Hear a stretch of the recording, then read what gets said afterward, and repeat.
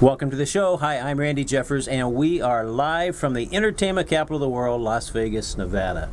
Well, I am here with Mike McGowan, who is the owner of the Omelet House here in Las Vegas, and you have 3 locations. That's correct. But Randy. you have the one that's really famous. It's on Charleston. It's been there forever. Since 1979. 1979, yeah, and that's the one where all the celebrities go and people stand in line to get in. And It's a nice situation.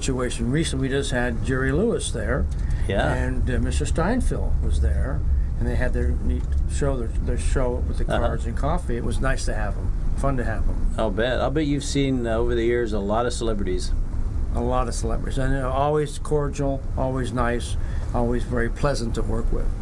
Well, one thing I want to talk a little about the Omelet House and give it a little commercial and make sure everybody knows how to go there, because if you're visiting Las Vegas and you're not from here, you want to make sure that that's the place you go for breakfast, because it is special.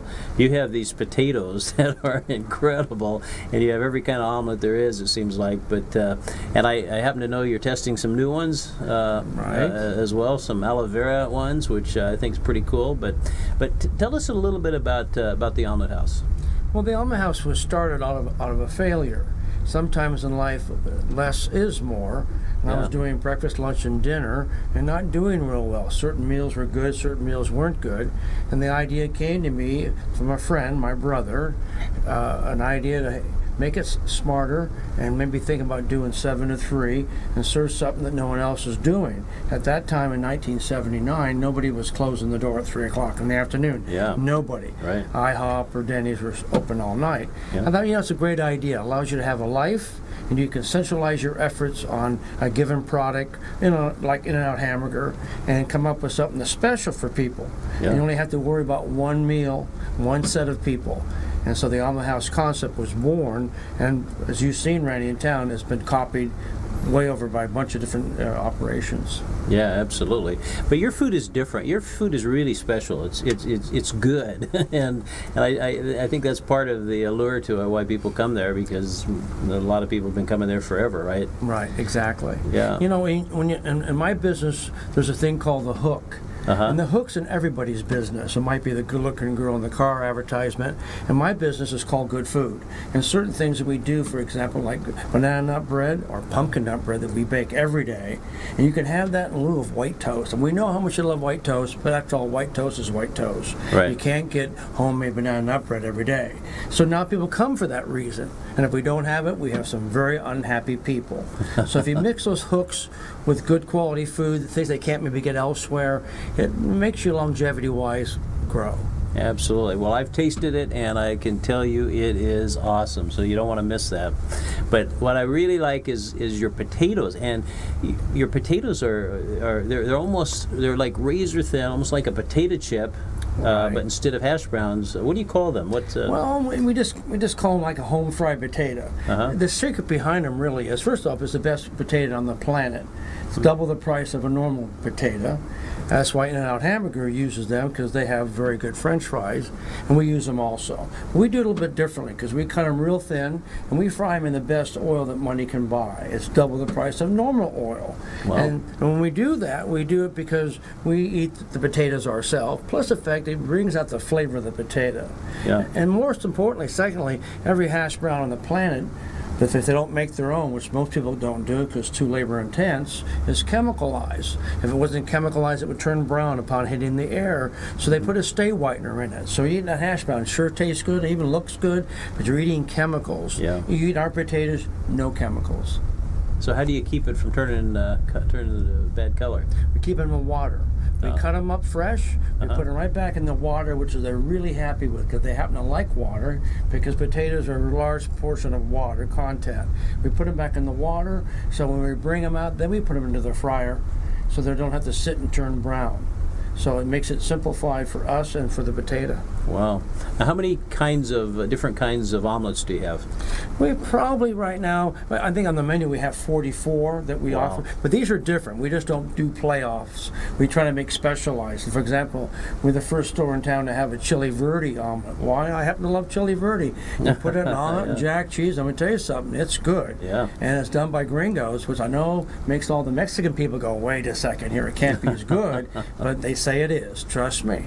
And we do that with other things. With roast beef, we make it into a nice thick Italian sauce, and put big chunks of roast pork in the omelet with jack cheese and mushrooms and sour cream. And I'm telling you something, it's good. Yeah. And we do other things like corned beef hash from scratch. We can stick that into an omelet. And of course, your basic omelets, which is always your ham, your bacon, your sausage. We do the vegetables too, a lot of different vegetable omelets. Now, your main store, the one that you're at, that's been around for a long time, is kind of interesting because it's off the main road. It sets back, Right. and it's cozy, and you would never know it was there unless you knew. But I don't know. Everybody seems to know it's there because they go there. But it's really interesting. How did it come about that you chose that location? It was called economics. Yeah. And sometimes you jump at the best sounding deal economically and you think, hey, that's cheap. Well, then sometimes you pay a cheap price for a location and you get a cheap location. Right. Well, the location was good, just as you couldn't see it from the road. So we kind of struggled because of that. Everything was economically reasonable. Cost of land, cost of the construction, because the landlord helped us because he wanted to have somebody go in there and do something.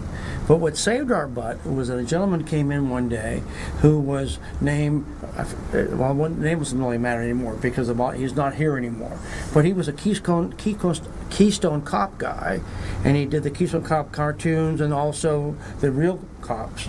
And he did a thing out there with his hat and twirl the hat, Keystone Cop hat, and a sign saying omelet with an arrow pointing. And that really saved our butt. I mean, he was the first guy in Las Vegas, 1979 or 78, to be able to do that. Now we have people all over the streets. Some Yeah. are begging for food, but some are also advertising a business. That really saved us. It brought people back, and they only had to taste it once.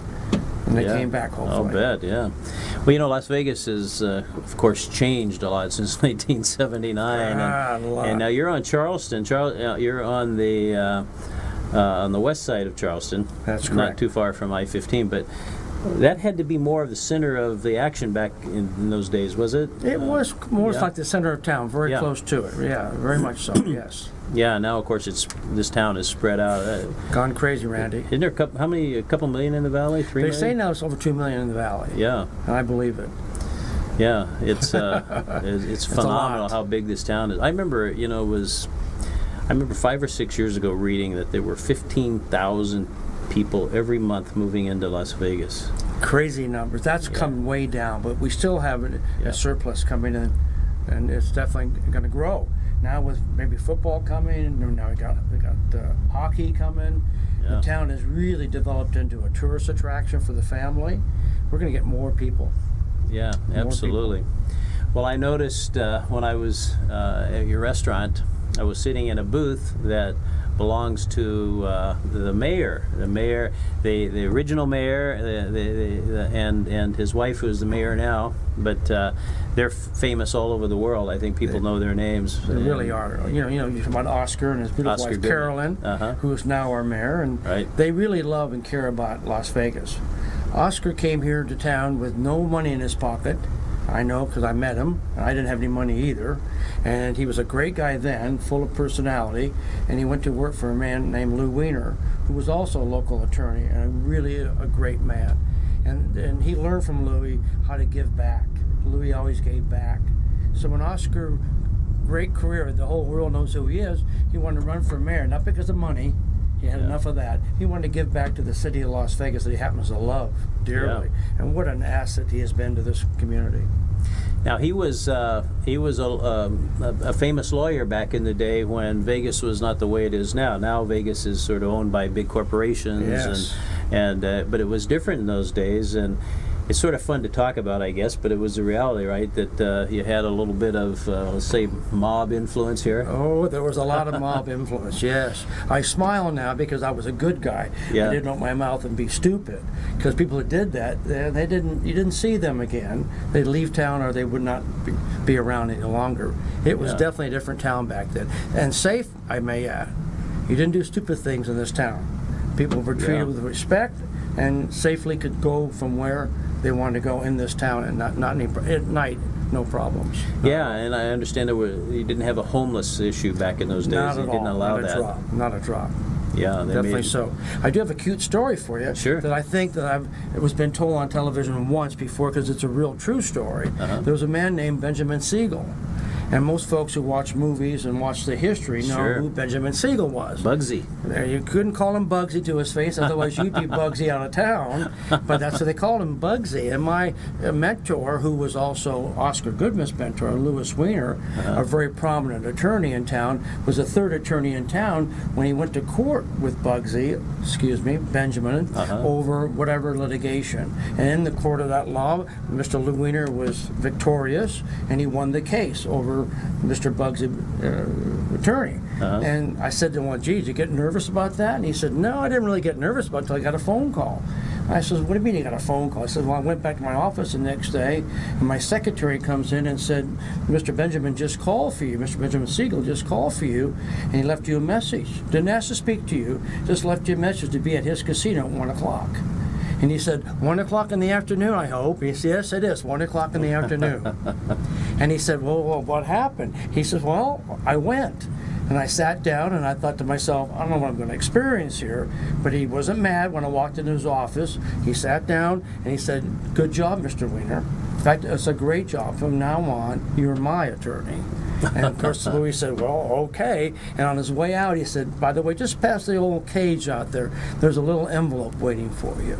So not only did he get hired, so to speak, he got pre-rewarded. That's how things were. I'm not saying they were right, mind you. He was on retainer. There you go. Thank you for the help. He was on retainer. That's how things worked a little bit back in those days. And he actually represented him. Of course, Mr. Benjamin made other mistakes that have resulted in the fact he's no longer with us or with him at that time. That's right. Sad but true, but things happen. Yeah, I have a friend that has one of his shaving brushes, and he uses it as a good luck charm. But I guess there's a lot of stories about his casino and all the underground tunnels and all that stuff. Yeah. He was concerned about security, well-being. Yes, he was. Maybe he didn't get enough concernment for that way because he went to visit his girlfriend at her house, and I think it was either Beverly Hills. Beverly Hills, I believe it was when he met his demise. So there was no security that night. Sad. Even the best prepared, I guess, can have things happen. Yes, they can. Yeah. So, who's the most famous person that's been in your restaurant? Well, we just recently we had. Hillary's better half, as far as I'm concerned, Mr. Clinton, Bill Clinton came in, pushing votes for his wife Hillary. That's pretty famous. But he was very, very gentle with everybody. He's really a true gentleman. He really is. And I thought he did a good job. He kept us out of war, and he left with the surplus. There's things he didn't do right, but he made a few mistakes. But he was in, and then of course the sweetheart of all, Jimmy Carter, came in, and he is a very, very gentleman and much great humanity, as yourself know, because you're involved, understand, in some areas in Taiwan, helping orphan kids yourself. In Thailand, yeah. Yeah, you've done quite well. I'm really impressed with what you do there in Thailand. Most people don't do what you do, but he does it too. He's really into all that, helping other people. That's Jimmy Carter. Yeah. I'd say those two are the most prominent ones right now because they are people that dedicate their life to public service. Now, you mentioned Democrats. Are there any Republicans, or do they stay away from there? Well, I guess I'm being fair to all aspects because I think there's good and bad in everybody. Of course. But we've had, all the different governors have come in there, Quentin and a bunch of senators, and we've had movie stars come in. So we've had, a bunch of different people. But, Mike Tyson, for example, true gentleman, came in, And this was back when he was famous and more famous and right involved in boxing. But really a nice gentleman. Wouldn't want to make him mad anyway, but he's been in. But there's a whole long list of people. Yeah, I know when you come in, you have a lot of pictures of celebrities. There's like goes on and on and on. A lot of famous people, but that's pretty impressive having Jerry Lewis and Jerry Seinfeld there at the same time, right? Yeah, I mean, in fact, Jerry made the comment, hey, and he really said it in jest, but it was really true. Here's the world's most famous two Jerrys. Yeah. If you think about it, if you say Jerry, you're going to think of either one of them, maybe. Right. As far as comedy, for sure you're going to think of Jerry Lewis or Jerry Steinfeld. And they were just class acts. Jerry is a good customer also. We have his pictures up in the door when he comes in. He's the only man that I know that orders a pound of bacon. That's correct. 12 pieces Lewis. of bacon or more, and he just eats bacon. He loves bacon, and I think if I can make 92, I'm going to eat a pound of bacon too. That's what I'm going to do. He's 92 now. Wow. Going to be 92. Uh-huh. And he's had some falls and tumbles, and he was what they call an action comedian. Uh-huh. And that's the kind of guy that falls down to be funny. He didn't have to use bad language. He just would fall and be stupid about it, and people laughed. Well, your body pays a price for that. Yeah, a little like Jim Carrey, I think. Yes, yeah, very much of an action comedian. Yeah. Yeah, exactly. Well, all these experiences, they just have to. You just must look back and just say, man, I had a great life, huh? Well, I've worked it all. I mean, Yeah. Some people travel and enjoy a lot more than I've enjoyed in life, but I'm a person that loves people. I'm a people person, so it allows me to be with customers and employees, and I don't call them employees because they're not. They're family to me, because I see them more than you would see your own family sometimes, especially back in the old days when you work 6-7 days a week. They are family. Right. And if you treat them like family and they treat you like family, they're less apt to do stupid stuff. Yeah, absolutely. Well, I understand after all these years, you sort of backed off a little, and you're in the restaurant maybe 2 days a week, or Well, at least 2 days, and of course we have a couple other stores that I'm in as more of a customer than anything. But I get my nose in and make sure things, check on stuff, because it's always nice to have somebody kind of checking. Because sad but true in our society, we all need to be a little kick in the butt sometimes. It's good for everybody. So if you come in to the Omelet House on a Thursday or a Friday, you ask for Mike, and then get his autograph so that you can say you saw him on this TV show. So, yeah, absolutely. I might even buy your breakfast if you get my autograph. I'll tell you that. That would be a first. Oh my goodness! All right, well, we're going to line up for that. Well, what's the most exciting thing that you've seen change in Las Vegas? The most exciting thing, that's a very, very good question. I would say the most exciting thing from the standpoint of the Strip and, of course, downtown, having so much activity. I don't care what time of day it is. If you want a New York steak someplace sometime, you can get it.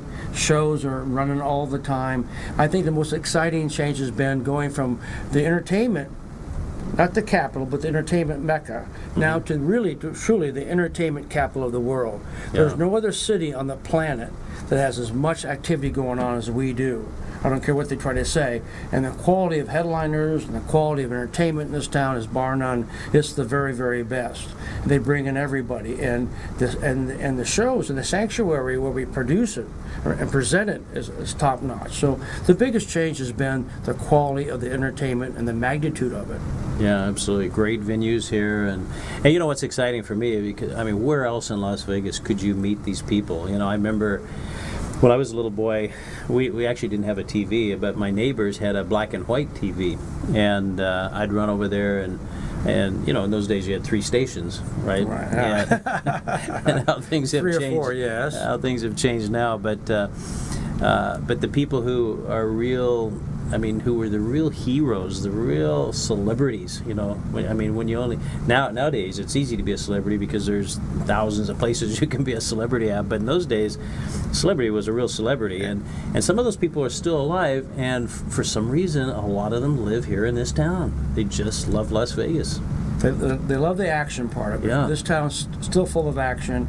If they want to retire to some place where there's no action and less people, then they move out. But meanwhile, most of them want to stay because they love the action. They love the stage. They love the lights, the applause. The Yeah. bootlegger in town, the gal that owns that, just turned 100. She still goes down there and works. Her daughter Lorraine used to be lieutenant governor, and there's all kinds of old people going down there, having fun, enjoying each other, and singing when they want to sing and get up and sing. That's kind of cool. Yeah, that's a great restaurant, by the way. It is a good Bootlegger restaurant. on South Las Vegas Boulevard, and it's been around forever. And new building, though. They made a new building, but Yeah, it's a new building. What a wonderful place that is. Food's good. So, being in the restaurant business, and Las Vegas has, arguably the best restaurants in the world. I don't know any town that could even come close to the restaurants here. What's your favorite restaurant? That's a darn good question. Again, now you're going to put me on the spot. I could always say the Omelet House. I eat more of that kind Besides of food the than Omelet anything. House, yeah. But you know, it's really funny when you are a food kind of guy, and it makes you into maybe like a critic, because after all, you think you know what you're talking about and doing after doing 40 years of something. Yeah. So that's a tough question to answer because there is so much good food wherever you go. And I really can't give you any set answer to that because I'll be doing a disservice to all the good restaurants that I can't mention. So, and the answer to that is it's prevalent everywhere in this town. My favorite restaurant right now is a little Thai place. I go there more than anything right now, and I understand that you like Thai food too. We love Thai. We love it there. Yeah. If I could remember the name, I could remember the name. I can remember how to get home, and that's not bad. But remember that darn restaurant is bad. So if you remember the name, it's right behind JB's. I know where it is. I know. Do you remember the name? I don't remember the name, but I definitely Well, if you know where it like is. gourmet Thai food, and it's reasonably priced, excellent service, and it's consistent as can be, which is the biggest word when it comes to a restaurant. Right. Is the food consistent? And the answer is yes. And it's right behind BJ's on Eastern and beautiful Henderson, Nevada. Absolutely. Well, obviously, your food at the Omelet House is consistent and has been, and that's part of its success. I mean, what are the odds of a restaurant being around that long? That's a long time. Truthfully, it just makes me glad that it is because that means I'm around.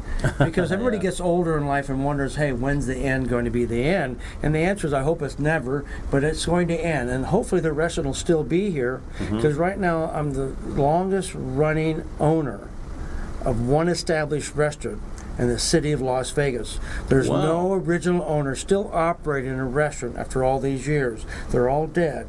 Now, a few of them have new ownership, but I'm talking about the same ownership for all those years. I'm now, I believe, the longest. And if out there, if you're listening, if that's incorrect, please let me know.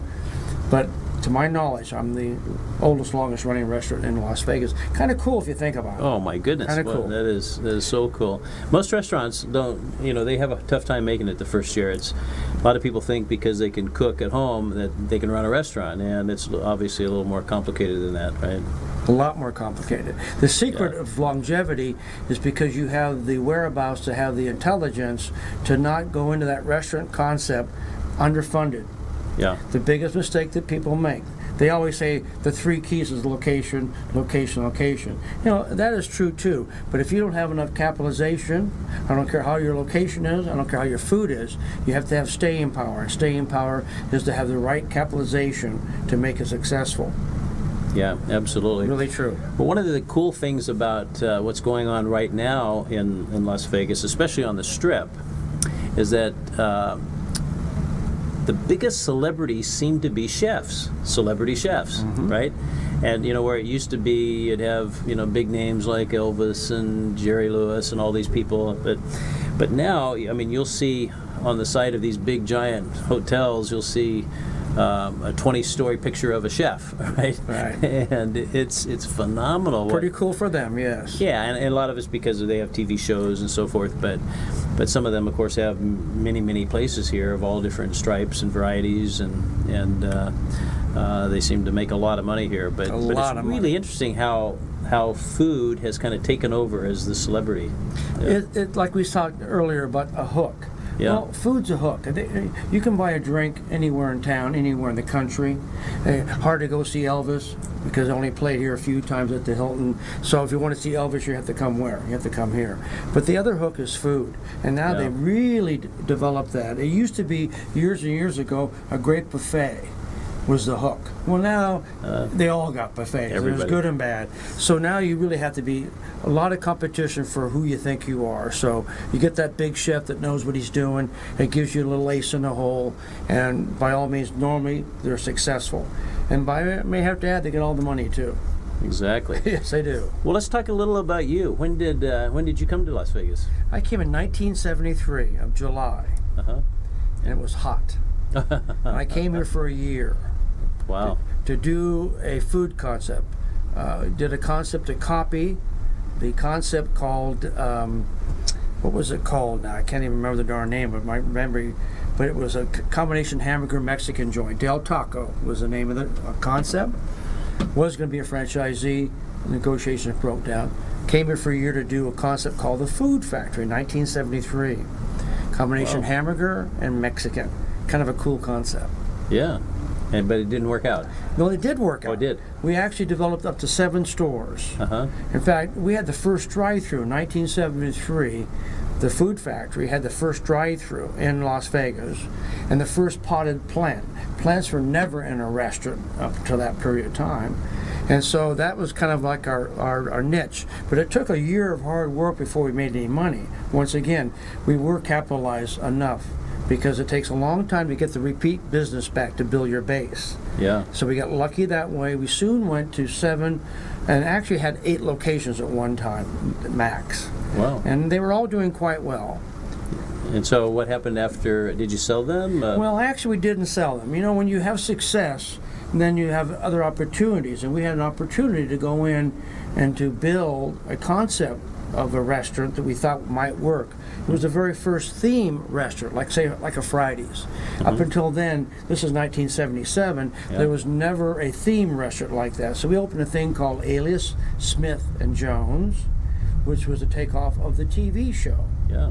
And we did it kind of cleverly because we only had 2,500 square feet, which is actually small, but we dug down and created a bar atmosphere and 1 row of booths around it, and then we went up to the main atmosphere area and did another row, and then we went up to the 3rd level. Wow. So we had 3 levels of dining, but it was kind of differently done. A lot of antiques, kind of a cowboy theme to it, but not yet cowboy. And that came out and became very successful. It ran for about 10 years, and then it burned down by accident. Oh, wow. Wow. Kind of a cool concept. And that's when you moved into the omelet. Then I moved into the omelet house business, yes. So what got you interested in food and being in the restaurant business? Well, it's a funny story. My mother had a restaurant in 1949 in Long Beach, California. First woman probably on the record. And it's kind of a cute story because my father opened a bar and she ran the restaurant portion. She really ran it. It was her domain. My dad ran the little bar business, and my grandmother baked pies. So I'm a kid in the restaurant. Yeah. I'm a young kid in the restaurant, doing little stuff in the restaurant as I got older. And my grandmother baked pies. But a lot of work back then. Everything was hand-rolled, handmade, hand-churned. Didn't have all the things we have today. So my dad said, "You're not going to bake pies anymore." And Lucille, my grandmother, says, "Why not? I enjoy doing it." Well, it's too much work, and besides, we get 10 cents for a piece of pie. I get 35 cents for a highball. To heck with your pies. I'm going down to Pacific Street. I'm going to buy pies down there. And she's really good, I understand. Not as good as yours, but she's good. So I would go down there with them. And, of course, I went down to a place called Marie's. And her son, Don, was there helping her. So Marie Callender and her son, Don, said, "Well, wait a second. I think we'll take this pie idea a little bit further." Wow. True story. That's how it started with Marie them. Callender's restaurant chain. She sold pies to businesses. That's how it started. My goodness. And I'll tell you something really cute for all you restaurant people out there, how you can start an idea.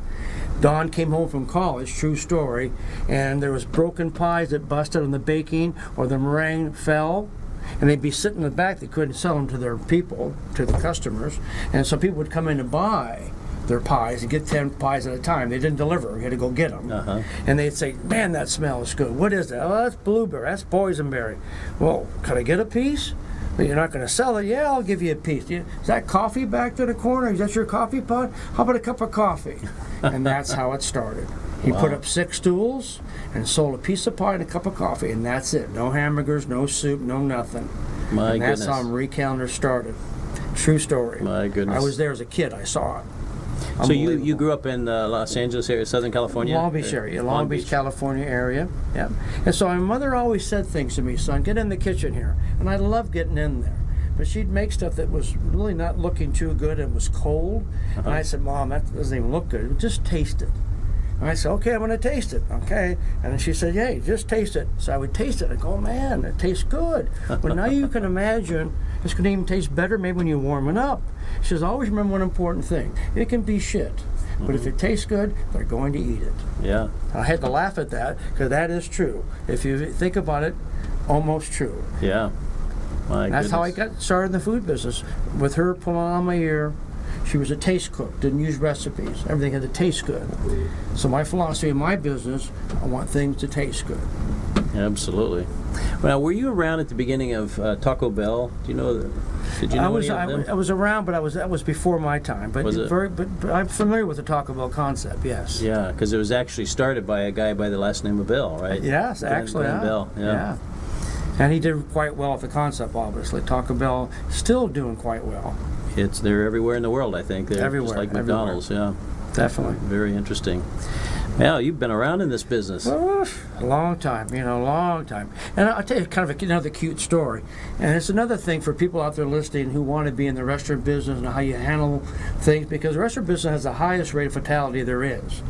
Over 70% of the restaurants fail to start. Yeah.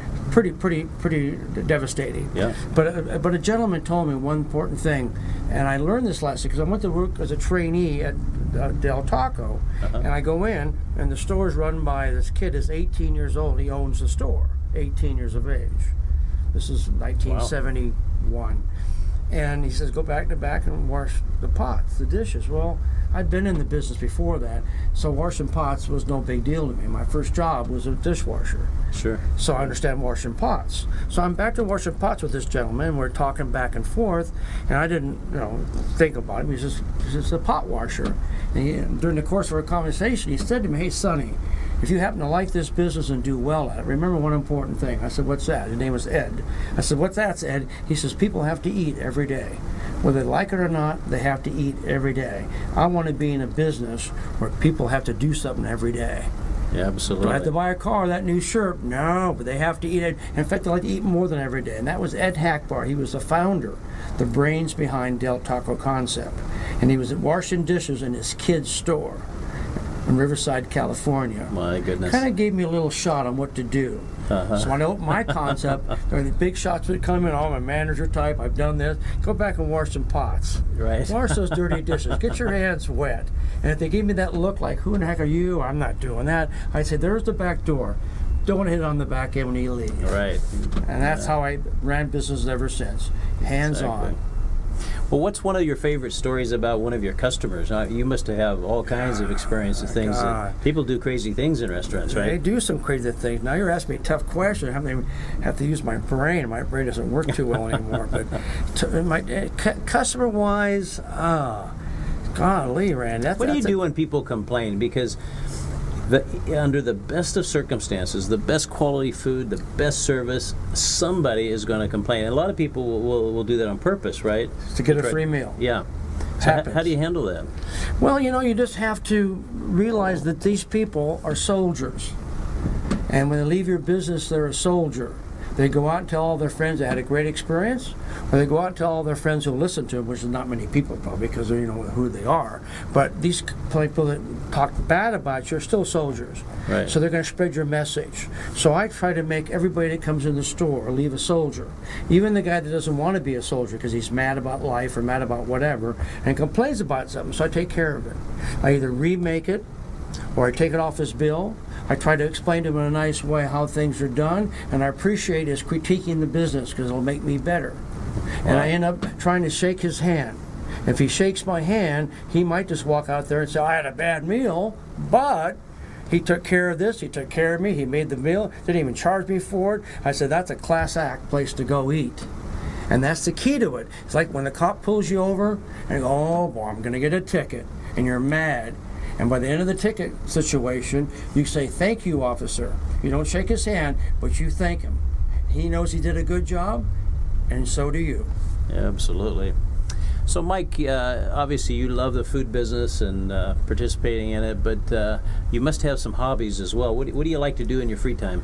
Well, I used to like to ride motorcycles. Of course, that's a situation in this town particularly is quite dangerous. It's a terrible town. Yeah. So that was my big love, was riding motorcycles and sports. Love sports. The Running Rebels with Jerry Tarkanian. Yeah. Back in the good old days when a small little town, 5,000-6,000 people, #1 team in the nation. And they played my kind of basketball, fun basketball. So that was a lot of fun. So really sports, riding motorcycles, and I'm a collector.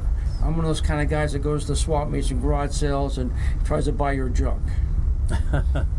Well, I need to bring you to my warehouse. I have a little bit of junk there You for you. have a lot of nice stuff. I wouldn't call that junk. Beautiful art, beautiful signed works of art from different famous athletes is not junk. That's people love to have that in their house. Trust me. Yeah. So you're busy with all your activities, with your hobbies and your sports things, and in between that and working.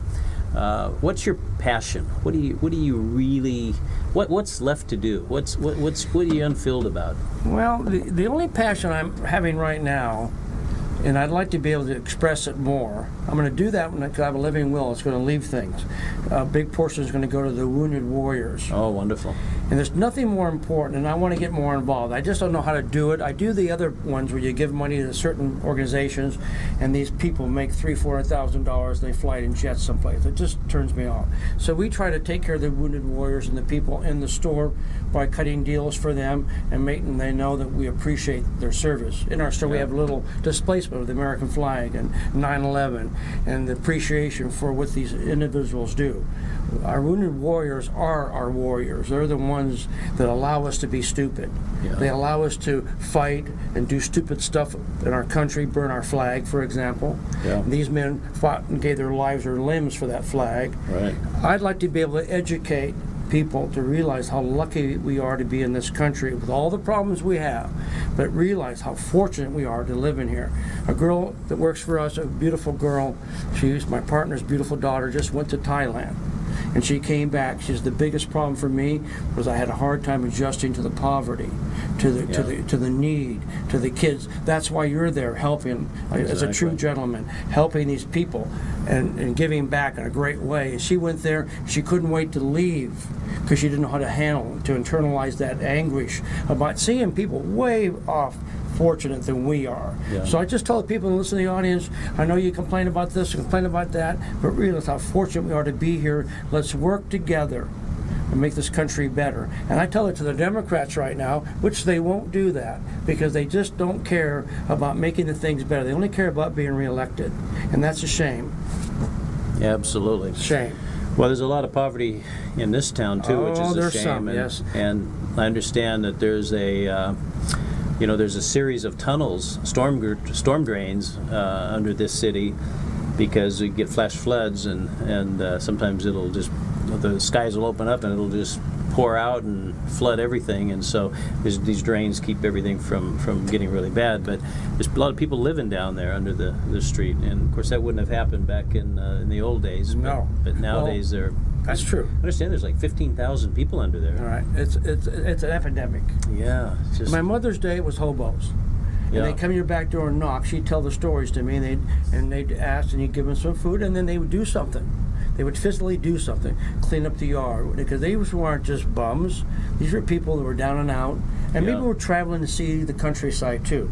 Didn't want a full-time job, but they're willing to do something for them. So whenever we have anybody that's homeless come to the back door of the restaurant, we feed them. I shouldn't say that too loud because it'll be, but we do that. But Yeah. I try to get them to do something.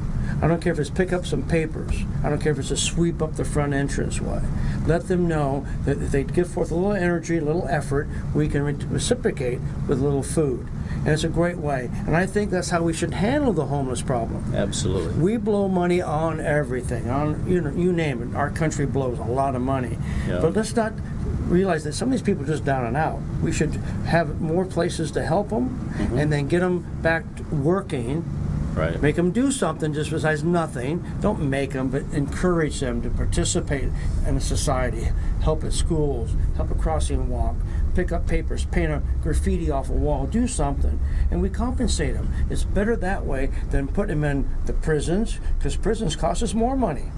Absolutely. Sad but true. Yeah, no, it is. It sad is but true. So what do you see with the future of, what do you think is going to happen here in Las Vegas in the next 5 to 10 years, and maybe what's going to happen in this country in the next 5 or 10 years? Well, I had my worries about that, only because I've been here a long time, and I do try to pay attention about what the direction this country is going. Because the biggest thing that I see lacking right now in our country is the lack of respect. Yeah. It's just everywhere. And then you take the lack of respect and you tie it to violence. There is no respect. It used to be, back in the hood days, the basketball players were looked upon as being heroes. Now they're getting shot. Yeah. It's a real crumbling of our society. And we really have to bring that word back in our vocabulary. We need to get respect back in our schools and our teachers, our police officers. I mean, we're all in this thing together. You take all these unhappy people. If they're black, you want to go back to Africa and go to the Congo? Okay, here's your bus ticket. There's no buses, but get you a boat ticket. Do they want to go? The answer is no. How about the Irish? Want to go back to Dublin, Ireland, and the famine they have there and the problems, or any other nationalities? Because people want to be in this country for a reason. It's the best. So let's take care of it. Let's work together as a team and stop killing each other over stupid stuff like a pair of tennis shoes. Pretty darn stupid. Well said.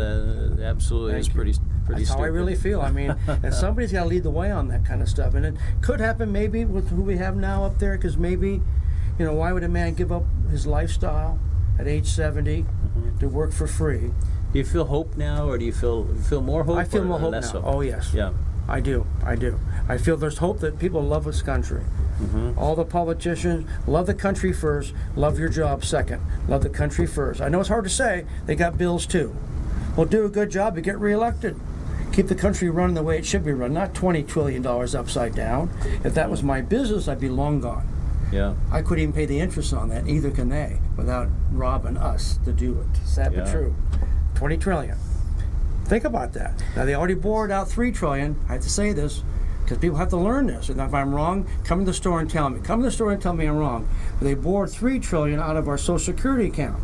No one even talks about it anymore because the money's all gone. Oh, there's an IOU note in there. Yeah. To my knowledge, has not been paid back. I'd love to have the politicians tell me they paid it back, and they haven't, because it was money sitting around doing nothing, and it's gone.